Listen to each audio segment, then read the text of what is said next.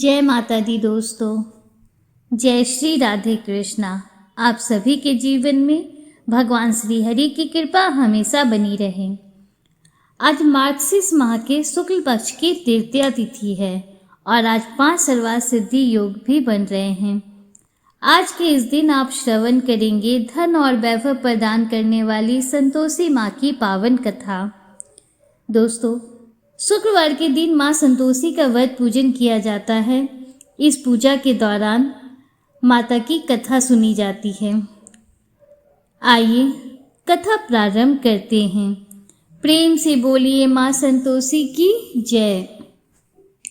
एक बुढ़िया थी, उसके 7 बेटे थे। 6 कमाने वाले थे जबकि एक निकम्मा था। बुढ़िया 6 बेटों की रसोई बनाती, भोजन कराती और उनसे जो कुछ जूठन बचती वह 7वें को दे देती। एक दिन वो 7वां बेटा अपनी पत्नी से बोला, देखो मेरी माँ को मुझ पर कितना प्रेम है। पत्नी बोली, क्यों नहीं, सबका जूठा जो तुमको खिलाती हैं।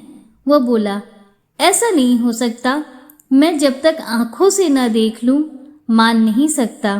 बहू हंसकर बोली, देख लोगे तब तो मानोगे।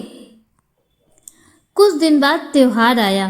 घर में 7 प्रकार के भोजन और चूरमे के लड्डू बने। वह जांचने को सिर दुखने का बहाना कर पतला वस्त्र सर पर ओढ़े रसोई घर में सो गया। वह कपड़े में से सब देखता रहा। 6 भाई भोजन करने आए।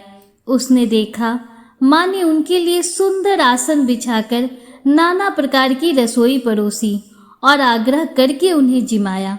वह देखता रहा। 6 भोजन करके उठे तब माँ ने उनकी जूठी थालियों में से लड्डुओं के टुकड़े उठाकर एक लड्डू बनाया।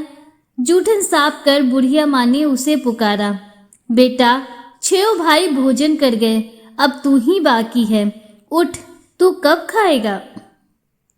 वह कहने लगा, माँ मुझे भोजन नहीं करना, मैं अब परदेश जा रहा हूँ। माँ ने कहा, कल जाता हो तो आज चला जा। वह बोला, हाँ आज ही जा रहा हूँ। यह कहकर वह घर से निकल गया। चलते समय पत्नी की याद आई। वह गौशाला में कंडे थाप रही थी। वहां जाकर बोला, हम जावे परदेश आवेंगे कुछ काल, तुम रहियो संतोष से धर्म आपनो पाल। पत्नी बोली, जाओ पिया आनंद से हमारो सोच हटाए, राम भरोसे हम रहें ईश्वर तुम्हें सहाय। 2 निशानी आपन देख धरु में धीर, सुधी मति हमारी बिसारियो रखियो मन गंभीर। वह बोला, मेरे पास तो कुछ नहीं, यह अंगूठी है सो ले और अपनी कुछ निशानी मुझे दे। वह बोली, मेरे पास क्या है, यह गोबर बड़ा हाथ है। यह कहकर उसकी पत्नी ने उसकी पीठ पर गोबर के हाथ की थाप मार दी। वह चल दिया। चलते चलते दूर देश पहुंचा। वहां एक साहूकार की दुकान थी। वहां जाकर कहने लगा, भाई मुझे नौकरी पर रख लो। साहूकार को जरूरत थी, बोला, रह जा। लड़के ने पूछा, तनख्वाह क्या दोगे। साहूकार ने कहा, काम देखकर दाम मिलेंगे।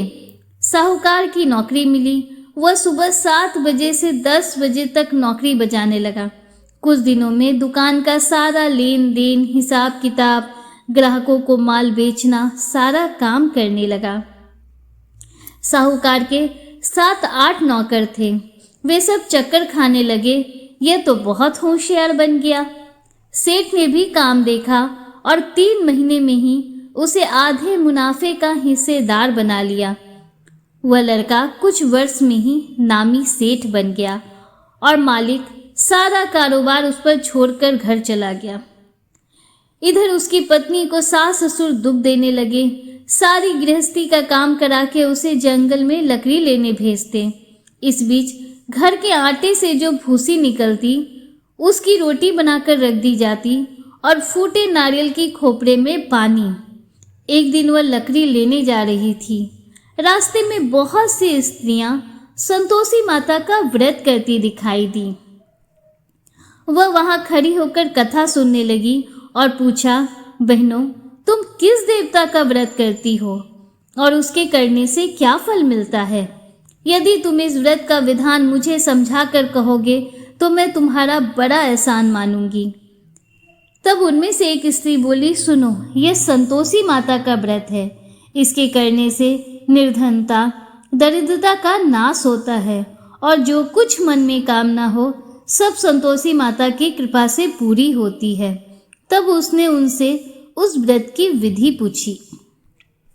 वह भक्तिन स्त्री बोली, 1.25 आने का गुड़ चना लेना, इच्छा हो तो 5.25 आने का लेना या 1.25 रुपये का भी सहूलियत के अनुसार लाना। बिना परेशानी और श्रद्धा से प्रेम से जितना भी बन पड़े सवाया लेना। प्रत्येक शुक्रवार को निराहार रहकर कथा सुनना, इसके वृक्ष क्रम टूटे नहीं। लगातार नियम पालन करना। सुनने वाला कोई न मिले तो घी का दीपक जलाकर उसके आगे या जल के पात्र को सामने रखकर कथा कहना। जब कार्य सिद्ध ना हो नियम का पालन करना और कार्य सिद्ध हो जाने पर व्रत का उद्यापन करना। यदि किसी के ग्रह में खोट भी हो तो भी माता वर्ष भर में कार्य सिद्ध करती हैं। फल सिद्ध होने पर उद्यापन करना चाहिए, बीच में नहीं। उद्यापन में 2.5 सेर आटे का खाजा तथा इसी परिणाम से खीर तथा चने का साग करना। 8 लड़कों को भोजन कराना। जहाँ तक मिले देवर, जेठ, भाई बंधु के हों, ना मिले तो रिश्तेदारों और पास पड़ोसियों को बुलाना। उन्हें भोजन कराकर यथाशक्ति दान दक्षिणा देकर माता का नियम पूरा करना। उस दिन घर में खटाई न खाना। यह सब सुनकर बुढ़िया के लड़के की बहू चल दी। रास्ते में लकड़ी के बोझ को बेच दिया और उन पैसों से गुड़ चना ले माता के व्रत की तैयारी कर आगे चली और सामने मंदिर देखकर पूछने लगी, यह मंदिर किसका है? सब कहने लगे, संतोषी माता का मंदिर है। यह सुनकर माता के मंदिर में जाकर चरणों में लौटने लगी। दीन होकर विनती करने लगी, माँ, मैं निपट अज्ञानी हूँ, व्रत के कुछ भी नियम नहीं जानती, मैं दुखी हूँ। हे माता जगत जननी, मेरा दुख दूर कर, मैं तेरी शरण में हूँ। माता को दया आ गई। एक शुक्रवार बीता और दूसरे को उसके पति का पत्र आया और तीसरे शुक्रवार को उसका भेजा हुआ पैसा आ पहुंचा। यह देख जेठ जेठानी मुंह सिकोड़ने लगे। लड़के ताना देने लगे। काकी के पास पत्र आने लगे, रुपया आने लगा। अब तो काकी की खातिर बढ़ेगी। बेचारी सरलता से कहती, भैया कागज आवे रुपया आवे, हम सबके लिए अच्छा है। ऐसा कहकर आंखों में आंसू भरकर संतोषी माता के मंदिर में आ मातेश्वरी के चरणों में गिरकर रोने लगी। माँ, मैंने तुमसे पैसा कब मांगा है? मुझे पैसों से क्या काम है? मुझे तो अपने सुहाग से काम है। मैं तो अपने स्वामी के दर्शन मांगती हूँ। तब माता ने प्रसन्न होकर कहा, जा बेटी, तेरा स्वामी आएगा। यह सुनकर खुशी से बावली होकर घर में जाकर काम करने लगी। अब संतोषी माँ विचार करने लगी, इस भोली पुत्री को मैंने कह तो दिया कि तेरा पति आएगा, लेकिन कैसे?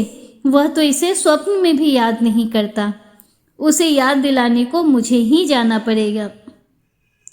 इस तरह माताजी उस बुढ़िया के बेटे के पास जाकर स्वप्न में प्रकट होकर कहने लगी, साहूकार के बेटे सो रहा है या जागता है? वह कहने लगा, माता सोता भी नहीं जागता भी नहीं हूँ, कहो क्या आज्ञा है? माँ कहने लगी, तेरा घर बार कुछ है कि नहीं? वह बोला, मेरे पास सब कुछ है, माँ बाप हैं, बहू है, क्या कमी है? माँ बोली, भोले पुत्र, तेरी बहू घोर कष्ट उठा रही है। तेरे माँ बाप उसे परेशानी दे रहे हैं। वह तेरे लिए तरस रही है, तू उसकी सुध ले। वह बोला, हाँ माताजी, यह तो मालूम है, परंतु जाऊं तो कैसे? परदेश की बात है, लेन देन का कोई हिसाब नहीं, कोई जाने का रास्ता नहीं आता, कैसे चला जाऊं? माँ कहने लगी, मेरी बात मान, सवेरे नहा धोकर संतोषी माता का नाम ले, घी का दीपक जला, दंडवत कर दुकान पर जा बैठ।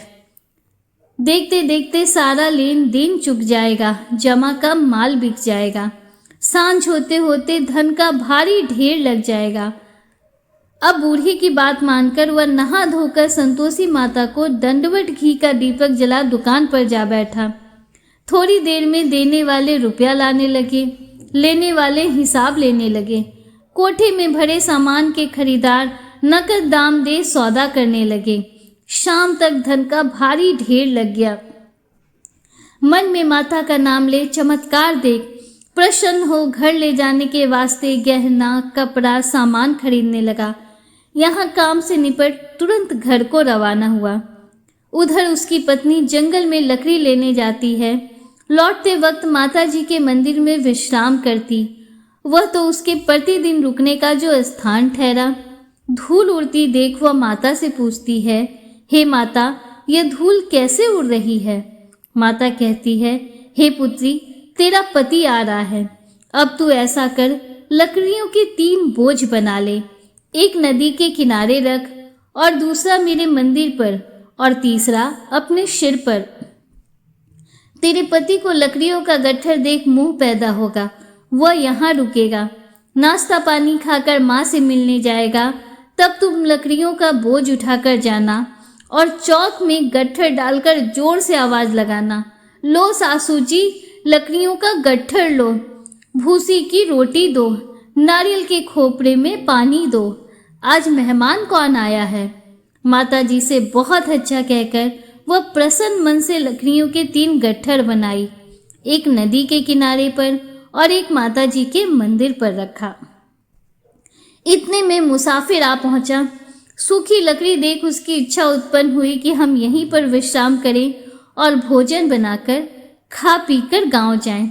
इसी तरह रुककर भोजन बना। विश्राम करके गांव को गया, सबसे प्रेम से मिला। उसी समय सिर पर लकड़ी का गट्ठर लिए वो उतावली सी आती है। लकड़ियों का भारी बोझ आंगन में डालकर जोर से 3 आवाज देती है, लो सासू जी, लकड़ियों का गट्ठर लो, भूसी की रोटी दो, आज मेहमान कौन आया है। यह सुनकर उसकी सास बाहर आकर अपने दिए हुए कष्टों को भुलाने हेतु कहती है, बहू ऐसा क्यों कहती है? तेरा मालिक ही तो आया है। आ बैठ, मीठा भात खा, भोजन कर, कपड़े गहने पहन। उसकी आवाज सुन उसका पति बाहर आता है। अंगूठी देखकर व्याकुल हो जाता है। माँ से पूछता है, माँ यह कौन है? माँ बोली, बेटा यह तेरी बहू है। जब से तू गया है तब से सारे गांव में भटकती फिरती है। घर का कामकाज कुछ करती नहीं, 4 पहर आकर खाकर सो जाती है। वह बोला, ठीक है माँ, मैंने इसे भी देखा और तुम्हें भी। अब दूसरे घर की ताली दो, उसमें रहूँगा। माँ बोली, ठीक है, जैसी तेरी मर्जी। तब वह दूसरे मकान की 3री मंजिल का कमरा खोल सारा सामान जमाया। एक दिन में राजा के महल जैसा ठाट बाट बन गया था। अब क्या था, बहू सुख भोगने लगी। इतने में शुक्रवार आया। उसने पति से कहा, मुझे संतोषी माता के व्रत का उद्यापन करना है। पति बोला, खुशी से कर लो। वह उद्यापन की तैयारी करने लगी। जेठानी के लड़कों को भोजन के लिए कहने गई। उन्होंने मंजूर किया, परंतु पीछे से जेठानी ने अपने बच्चे को सिखाया, देखो भोजन के समय खटाई मांगना, जिससे उसका उद्यापन पूरा ना हो।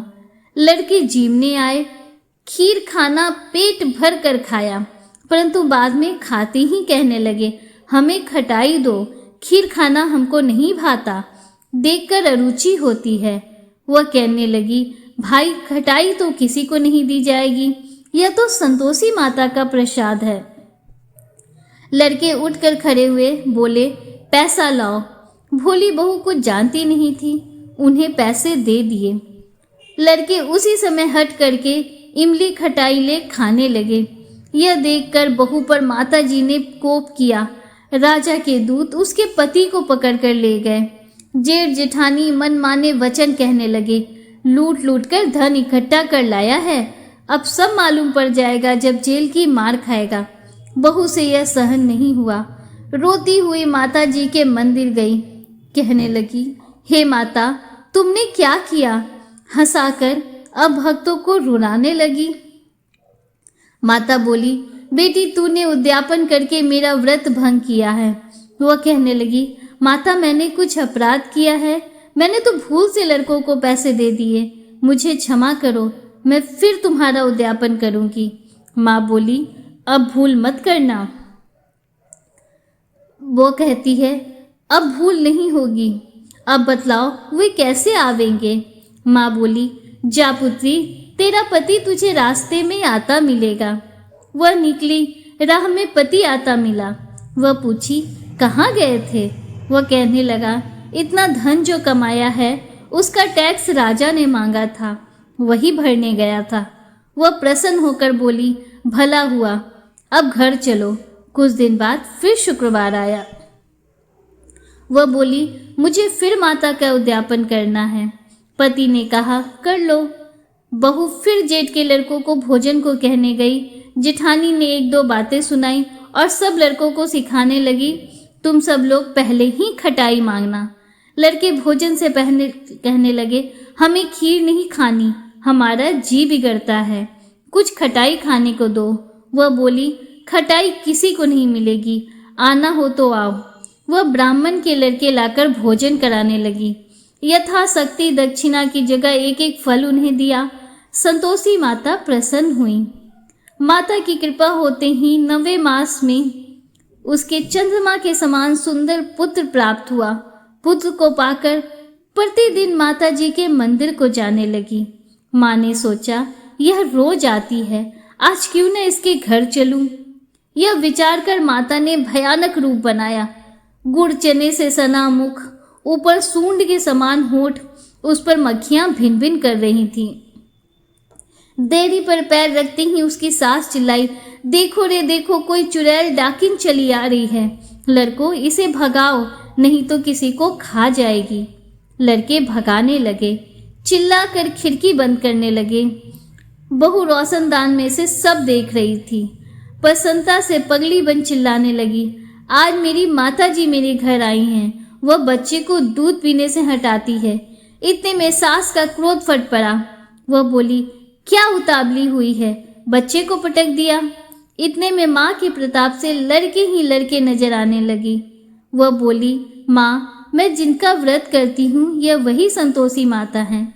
सबने माता जी के चरण पकड़ लिए और विनती कर कहने लगे, हे माता, हम मूर्ख हैं, अज्ञानी हैं, तुम्हारे व्रत की विधि हम नहीं जानते, व्रत भंग कर हमने बड़ा अपराध किया है, जग माता आप हमारा अपराध क्षमा करो। इस प्रकार माता प्रसन्न हुई।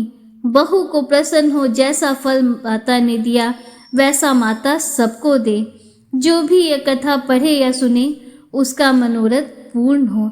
सब प्रेम से बोलो, जय संतोषी माता। संतोषी माता की जय। दोस्तों, उम्मीद करती हूँ कि माँ संतोषी की व्रत कथा आपको पसंद आई होगी और वीडियो आपको अच्छा लगा होगा। अगर वीडियो आपको अच्छा लगा हो तो वीडियो को लाइक कीजिए, दूसरों के साथ शेयर कीजिए, कमेंट में हर हर महादेव, जय श्री राधे कृष्णा जरूर लिखिए।